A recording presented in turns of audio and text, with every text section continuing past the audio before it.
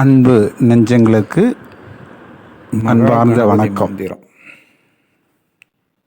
வாழ்க்கையில் ஜெயிக்கணும்னு தான் எல்லாரும் போராடி கொண்டிருக்கிறார்கள். எந்த செயல் செய்தாலும் கர்ம வினை பாதித்து அதை செயல் செய்ய விடாமல் தடுக்கிறது. எங்கே பரிகாரம் செஞ்சாலும் எது பண்ணாலும் நம்ம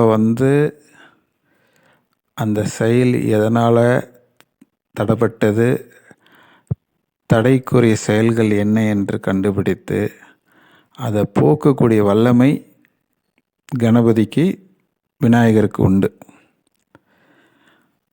நான் விநாயகரை வழிபடுறது நம்ம வெளித்தோற்றத்திலே வச்சுருக்குறோம். வெளியிலே வணங்குறது, உச்சந்தில் இருக்கிற விநாயகரை போய் பார்த்துட்டு ஒரு சூரத்தேங்காய் உடைச்சிட்டோமா வேண்டிக்கிட்டு ஈஸியாக பண்ணிட்டு போயிடுறோம். ஆனால் இன்னும் கொஞ்சம் நீங்கள் அன்போடு அவரை வழிபட்டோம் அப்படின்னா, ஒரு மந்திரத்தை ஜபம் பண்ணி, நம்மளுக்கு வந்த மந்திரத்தை ஜபம் பண்ணி ஒரு வசியம் பண்ணுறது. அந்த வசியம் பண்ணுற மந்திரம் எப்படின்னா, அந்த மந்திரம் நம்மளுக்குள்ளே சித்தியாகும். அதாவது புலன்கள் அடங்க மூச்சையும் பேச்சையும் அடக்க வேண்டும். முதல்ல நம்மளுடைய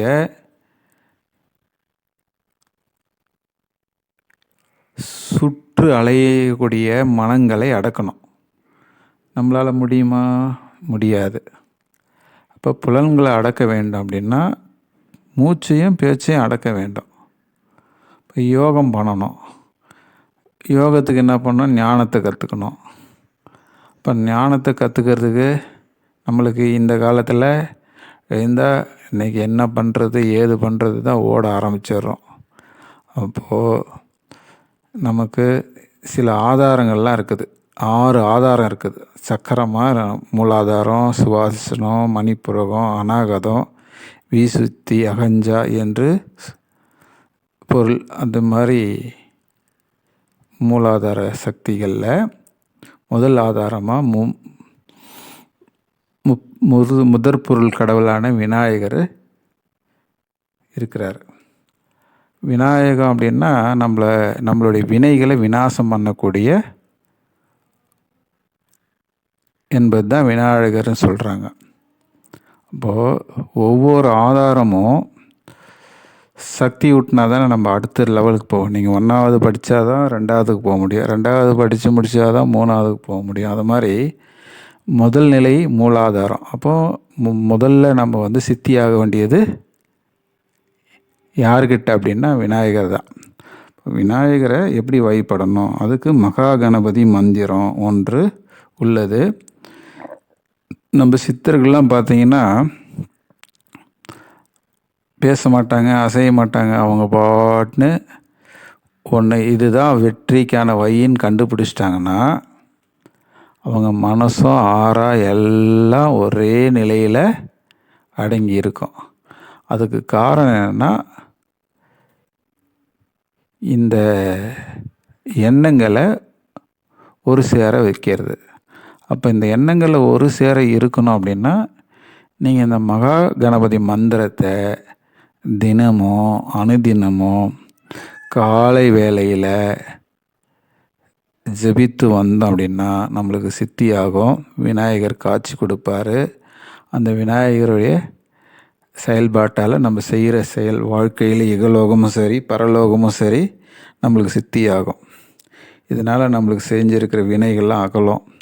நீங்கள் ஒன்றா சொல்லி பாருங்கள். ஒரு 48 நாளைக்கு நம்ம இந்த விநாயகரை இந்த மந்திரம் முதல்ல நீங்கள் எளிமையாக தான் இருக்கும். ரொம்ப வடமொழிலாம் இருக்காது, சமஸ்கிருதத்துலேயும் இருக்குல்ல, சிம்பிளாக இருக்குது. முதல்ல இதை கற்றுக்குவோம். முதல் முறையாக விநாயகரை வணங்கி இந்த மந்திரத்தை நீங்கள் ஒரு 48 நாள் காலையில் எழுந்துக்குங்க. சூரிய பகவான் வர்றதுக்கு முன்னாடி இந்த மந்திரத்தை ஜபிக்கணும். அப்போது சூரிய பகவான் வர்றதுக்கு முன்னாடி நம்ம எப்படி இருக்கணும்? காலையில் எழுந்து குளிச்சுட்டு சுத்தபத்தமாக ரெடி பண்ணிவிட்டு ஒரு 48 நாள் எவ்வளோ நம்ம கற்றுக்கிட்டு இருக்கிறோம். ஆனால் இந்த மந்திரம் வசியங்கள்லாம் நம்ம தெரிஞ்சுக்கிட்டோம் அப்படின்னா அதை பயன்படுத்துறதில்ல. தெரிஞ்சுக்கிறோம், எல்லாருக்குமே தெரியுது, ஆனால் நம்ம என்ன பண்ணுறதில்ல, பயன்பாட்டுக்கு கொண்டு வர்றதில்ல. ஆனால் சில பேர் பாருங்கள், பெரிய பெரிய முதலாளிகள், பெரிய கம்பெனி ஓனர்லாம் பூஜைகள்லாம் விடுறதே இல்லை. அவங்களாம் என்ன வழிபாடு தான் முதல் கடவுளை வணங்கி தான் எல்லா செயல் செய்கிறோம். முனிவராகட்டும், சித்தராகட்டும், யாரானா ஆகட்டும், விநாயகர் வழிபடாமல் ஏதாவது ஒரு விஷயம் உண்டா? அப்போ விநாயகரை வழிபடுறதுக்கு மிக எளிமையான மந்திரத்தை இப்போ நான் உங்களுக்கு இந்த பதிவில் இருக்குது. இப்போது மந்திரத்தை எப்படி ஜபிக்கலாம்? நல்லா ஃப்ரீயாக எளிமையாக உட்காந்துக்குங்க. முதுகு தண்டை நேராக வச்சுக்கங்க. ஒரு விளக்கோ இல்லை ஒரு வாசனை தூப தீபத்தில் ஏதாவது ஒன்று வைத்துக்கொண்டு அமர்ந்து கொள்ளுங்கள். மந்திரத்தை கண்மூடி சொல்லும்போது மனதுக்குள்ளே உள்வாங்கி சொல்லுங்கள். முதல்ல பார்த்து சொல்லலாம், கொஞ்ச நாளைக்கு வசியம் ஆகிற வரைக்கும் பார்த்து சொல்லுங்கள்.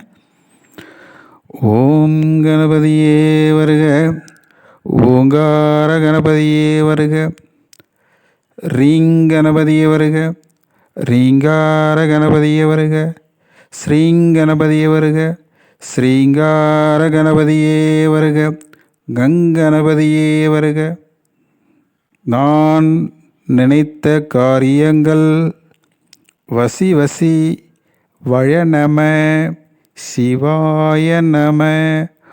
ஓம் ரீம் ஸ்ரீம் அவும் சவ்வும் கங் கணாய கணாய வருக ஸ்வாக. இந்த மந்திரத்தை அனுதினமும் காலை வேளையிலையும் மாலை வேளையிலையும் உங்களுக்கு எந்த நேரம் ஃப்ரீயாக இருக்குதோ அந்த நேரத்தில் மகா கணபதியை வசியம் பண்ணக்கூடிய மந்திரம் இது. இது சித்தர்களுடைய மந்திரங்களை தான், சித்தர்கள் கூறிய மகா வசிய மந்திரம். இது ரொம்ப எளிமையாக இருக்கும், ஆனால் பவர்ஃபுல்லான மந்திரம், சக்தி வாய்ந்த மந்திரம்.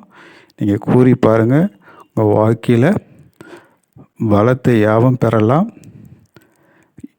கணபதி பற்றி மற்றொரு பதிவில் இன்னும் நிறைய விஷயங்கள் இருக்குது.